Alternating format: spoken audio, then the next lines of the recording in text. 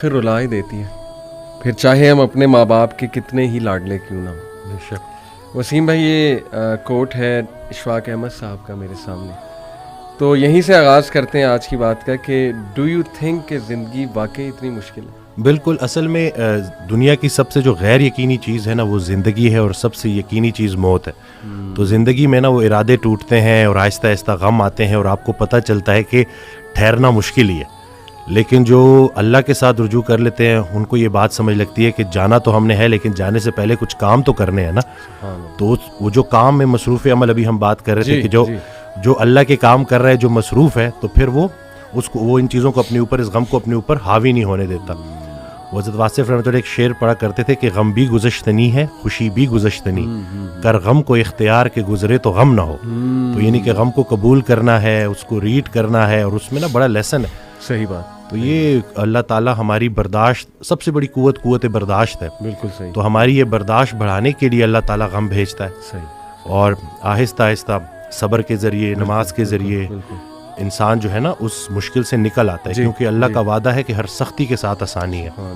تو سختی کے بعد آسانی ہے، اور اکثر لوگ جو نا امید ہو جاتے ہیں نا، تو اللہ کی رحمت سے نا امید ہونا اصل میں اپنے مستقبل سے نا امید ہونا ہے۔ تو جب آپ اللہ سے پر امید رہتے ہو، ہوپ فل رہتے ہو، تو پھر وہ دن خیر سے گزر جاتے ہیں۔ کیا بات۔ وسیم بھائی، اگر ہم دنیا پہ نظر دوڑائیں، ایسے ایسے غم ہیں نا، یعنی لوگوں کی جب سٹوریز سنتے ہیں، اور اوور آل ورلڈ میں دیکھ لیں آپ، اور جو ہسٹری میں پاسٹ میں ہوا ہے، مطلب ایسے ایسے غم آپ کو نظر آئیں گے نا کہ انسان رو پڑتا ہے کہ یار واقعی دنیا میں بڑا غم ہے۔ لیکن اگر ہم یہیں پہ رک جائیں نا کہ بس دنیا میں بڑا غم ہے، زندگی بہت مشکل ہے، تو پھر تو ہوپ لیسنس ہے، پھر تو جو ہے نا وہ ایک ڈارکنس ہے، ایک اندھیرا ہے۔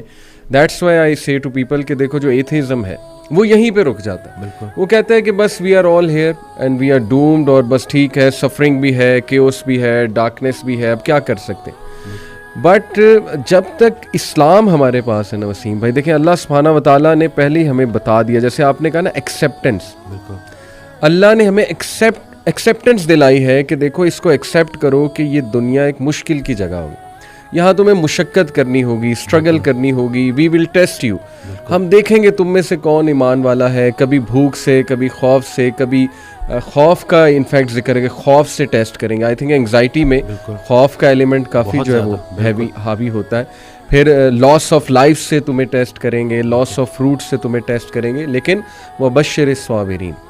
اور دیکھیں اللہ نے پورا طریقہ بتایا ہے کہ دیکھو نا امید نہیں ہونا ہے، اگر یہ پرابلمز آ جاتے ہیں تو پھر اللہ طریقہ بھی بتا رہا ہے کہ تم نے ہوپ کیسے پکڑنا ہے۔ جیسے آپ نے کہا کہ نماز ہے، پھر صبر ہے، تو how amazing is the philosophy of our religion. بالکل، سبحان اللہ۔ اور جو ایتھیسٹ سے جو نہ ماننے والا ہے، وہ میں اس کو یہی بولوں گا کہ وہ بیچارہ اللہ کی نعمتیں بھی استعمال کرتا ہے اور اللہ کو مانتا بھی نہیں ہے۔ سبحان اللہ، ٹھیک ہے نا۔ تو تحقیق جو ہے نا وہ آپ کو بعد میں وہاں پہ پہنچائے گی جہاں تسلیم پہنچائے گی آپ کو پہلے۔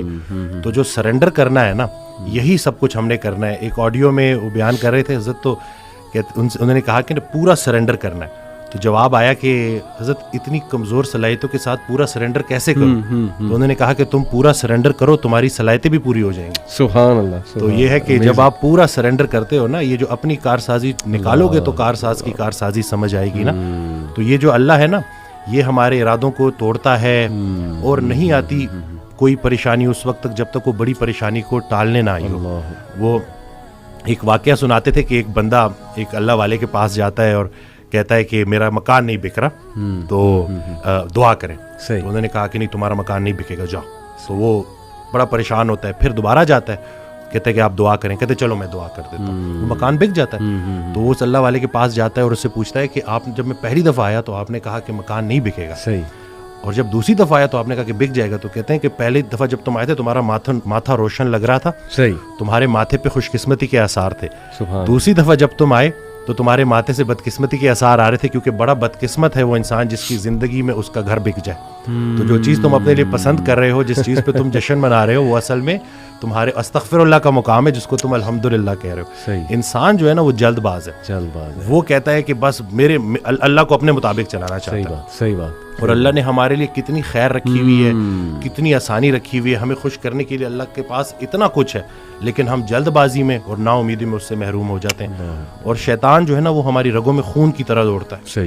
تو اس کا طریقہ واردات ہے ہی یہ وسوسہ دینا. وسوسہ جو ہے نا وہ ایمان کی نفی ہے, اور یقین جو ہے نا وہ وسوسے کو نفی کرتا ہے. کیا بات. تو ہم نے یقین کو پختہ کرنا ہے. یقین نور ہے, شک اندھیرا ہے. تو اسی طرح سے یہ وسوسے کے اوپر سوال کیا گیا تو حضرت کہتے ہیں کہ میرا اللہ پہ یقین بے گماں ہے جو علم بن گیا. تم بھی وہ یقین پیدا کر لو, تمہیں بھی علم مل جائے گا. زبردست. تو یہ جو شک ہے نا وسوسہ, یہ آج کل بڑا کامن ہے کہ یہ لوگ اسی وجہ سے نا اندھیروں میں ہے. جی جی, تو شک کی وجہ سے. بالکل.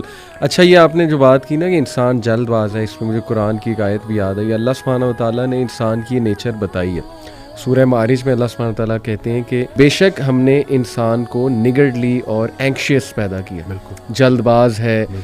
جب خیر آتی ہے تو آپے سے باہر ہو جاتا ہے, اور جب کوئی ڈیفیکلٹی آتی ہے تب پینک ہو جاتا ہے. الا المصلین ایکسیپٹ دوز ہو آفر صلاۃ. یعنی اللہ نے سلوشن بھی ساتھ بتا دیا کہ نہیں, نماز تمہاری ان چیزوں کو چیک کرے گی. سجدہ کرو اللہ کے آگے, اور وہی آپ کی علی بات ہے کہ یقین. اور میں تو سمجھتا ہوں وسیم بھائی کہ ہماری زندگی میں جتنے بھی مسائل آتے ہیں نا وہ اللہ کی ذات پہ یقین دلانے کے لیے تو آتے ہیں کہ دیکھیں ہمارے ہاتھ میں تو ہے ہی کچھ نہیں. انسان پہ کبھی کبھی ایسا کوئی پرابلم آ جاتا ہے اس نے ایکسپیکٹ بھی نہیں کیا ہوتا. دس از ویئر, جیسے حضرت علی رضی اللہ عنہ نے کہا تھا نا کہ میں نے تو اپنے ارادوں کے ٹوٹنے سے اپنے رب کو پہچانا. تو اگر یہ چیزیں ہوتی نا وسیم بھائی, تو کیسے ہم اللہ سبحانہ و تعالیٰ کو پہچانتے, اللہ کی پاور کا ہمیں کیسے احساس ہوتا. بالکل. اشفاق احمد صاحب کی بات سے آپ نے سٹارٹ کیا تھا تو مجھے ایک واقعہ یاد آ گیا کہ ایک شخص ان کے پاس گیا اور کہا کہ اشفاق صاحب کوئی زندگی آسان کرنے کی ٹپ دے دیں. تو انہوں نے کہا میں تمہیں موت آسان کرنے کی ٹپ نہ دوں. تو کہتے ہیں چلے وہی دے دیں. کہتے ہیں اگر تم اپنی موت آسان کرنا چاہتے ہو تو جاؤ کسی کی زندگی آسان کر دو. اللہ. تو جو اللہ کا کام کرنے والے ہوتے ہیں وہ گلہ نہیں کرتے, وہ شکر کرتے ہیں اور لوگوں کے کام آتے ہیں. وہ سارے کام جو ہے نا وہ اللہ پہ نہیں ڈالنے, اللہ کے بہت سارے کام ہیں جو ہم نے کرنے ہیں. اور دوسرا یہ کہ خواہشات, یہ جو دنیاوی خواہشات ہیں, یہ جو فانی چیزوں کی محبت ہے, آپ کو جیتے جی فانی کر دیتی ہیں.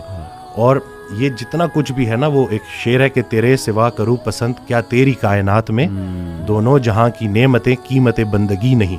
تو اللہ جو ہے نا اس کو ہم نے کسی چیز کسی لالچ سے ہٹ کے صرف اللہ کیونکہ عبادت کے لائق ہے اور اللہ خالق ہے, اور ہم نے اپنے حالات کو نہیں دیکھنا, بس ہم نے ماننا ہے. امیر انسان اگر اللہ سے دور ہے تو امیری اس کے لیے آزمائش ہے, غریب انسان اگر اللہ سے دور ہے تو غریبی اس کے لیے آزمائش ہے. بلکہ وہ ایک آڈیو میں ارشاد فرماتے ہیں کہ جو غریب ہے نا وہ بھی غنی ہو سکتا ہے.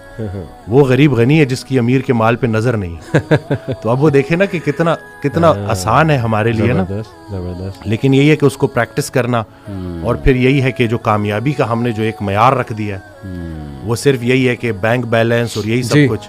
تو انسان بھی بیچارہ نا بڑے بڑے گھر بناتا ہے اور سوتا اسی ایک چھوٹی سی تنگ سی جگہ پہ ہے, بستر پہ, جتنی اس نے قبر میں سونا ہے. صحیح بات. اور یہ ہے کہ وہ حضرت کہتے ہیں کہ جو چیزیں تم نے اپنے مرنے کے بعد ویسی چھوڑ جانی اس کو اپنی زندگی میں کیوں نہ چھوڑ دو. ایک اور جگہ کہتے ہیں کہ جن کو تم نے اپنے مرنے کا غم دے کے جانا ہے ان کو اپنی زندگی میں تھوڑی خوشیاں تو دے جاؤ. تو یہ جو ہے نا عمل, مصروف عمل ہونا ہے اور ارد گرد کے لوگوں کے کام آنا ہے. جی, it sums it all up.